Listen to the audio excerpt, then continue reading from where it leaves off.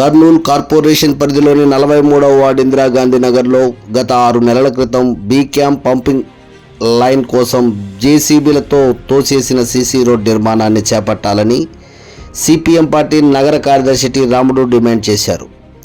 CPM party 43వ ward కార్యకర్తలు ఎం భాస్కర్, ఏ Srinivasulu, are Maddileti, సుల్తాన్ బాషా మొదలగు వారితో కలిసి ప్రజలు ఎదుర్కొంటున్న రోడ్డు, డ్రైనేజీ, కాలువ సమస్యలపై పర్యటన చేశారు.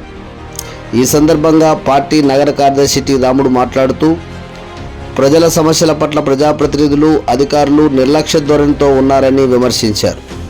కర్నూలు కార్పొరేషన్ పరిధిలోని బీ క్యాంపుకు వెళ్లే pumping line Illur Nagar railway compound కింద భాగంలో పగిలిపోవడంతో వారం రోజులుగా బీ క్యాంప్ ప్రజలు తాగునీటి సమస్యతో బాధపడుతున్నారని, పంపింగ్ లైన్ని బైపాస్ చేసి ఇల్లూరు నగర్, ఇందిరాగాంధీ నగర్లో ఉండే సీసీ రోడ్లను రాత్రికి రాత్రి జేసీబీలతో తోసివేసి ప్రజల ఇళ్లకిచ్చిన కొలాయి కనెక్షన్లన్నీ కట్ చేసి పంపింగ్ లైన్ నిర్మాణాన్ని చేపట్టారని, పైప్ లైన్ నిర్మాణం కోసం స్థానిక ప్రజలు అన్ని విధాలుగా సహకరించారు. కానీ ప్రజలు గత 6 నెలలుగా తవ్వేసి రోడ్డు నిర్మాణం, కాలువల నిర్మాణం చేపట్టకపోవడం వల్ల అనేక ఇబ్బందులకు గురవుతున్నారని, గత 3 నెలల క్రితం కమిషనర్ గారి దృష్టికి తెచ్చినా ఫలితం లేకపోయిందని ఆవేదన వ్యక్తం చేశారు.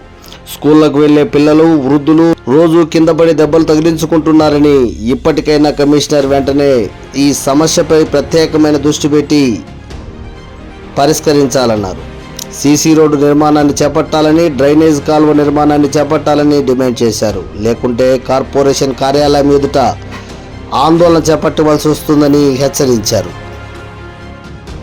కర్నూలు కార్పొరేషన్లోని 43వ వార్డు ఇందిరాగాంధీ నగర్లో ఎమర్జెన్సీ పేరుతో బీ క్యాంప్లో పైపు, ఇల్లూరు నగర్లో పైపు ఏదైతే పంపింగ్ లైన్ ఉందో పంపింగ్ లైను ఇల్లూరు నగర్ ఇండ్ల కింద పగిలిపోయిందని చెప్పేసి ఒక 6 నెలల కిందట మున్సిపల్ అధికారులు, కమిషనర్ గారు విజిట్ చేసి ఆ పైప్ లైన్ని బైపాస్ చేసినారు. అంటే ఇందిరాగాంధీ నగర్ మెయిన్ రోడ్లో ఈ రోడ్ అంతా తోగేసి మొత్తం పైప్ లైన్ ఇట్లా తీసుకొచ్చి బైపాస్ చేసి పైనుంచి పైప్ వేసేసి బీ క్యాంప్కు తీసుకుపోయినారు. సమస్య పరిష్కారం చేసినారు, మంచిదే. కానీ ఇక్కడ పెద్ద సమస్య సృష్టించినారు. మంచిగా ఉండే రోడ్డుని మొత్తం తోగేసి 6 నెలలు అయిపోతుంది. ముసలివాళ్ళు, పిల్లలు కింద పడిపోతున్నా ఎవరు పట్టించుకునే పరిస్థితి లేదు. ఇక్కడ ఉండే ప్రజాప్రతినిధులు అసలుకి చీమ కుట్టినట్టడం లేదు. అలాగే కమిషనర్ గారు కానీ ఏదైతే యుద్ధ ప్రాతిపదికమైన పైప్ లైన్ వేసినాడో అక్కడ ఏదైతే రోడ్డు డ్యామేజ్ చేసినామో ఆ రోడ్డును వేయాలనే ధ్యాస కూడా లేకపోవడం చాలా విచారకరం.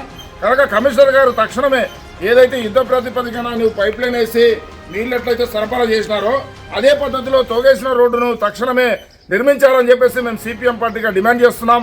లేదంటే ఇక్కడ ఉండే వాళ్ళందరితో సంతకాల సేకరణ చేసి మున్సిపల్ ఆఫీస్ ముందు బైఠాయించాల్సి వస్తుంది.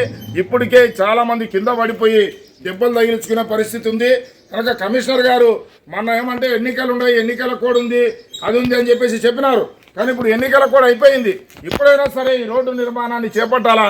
ఇది తీరా చూస్తే ఒక 150 మీటర్లు కూడా లేదు.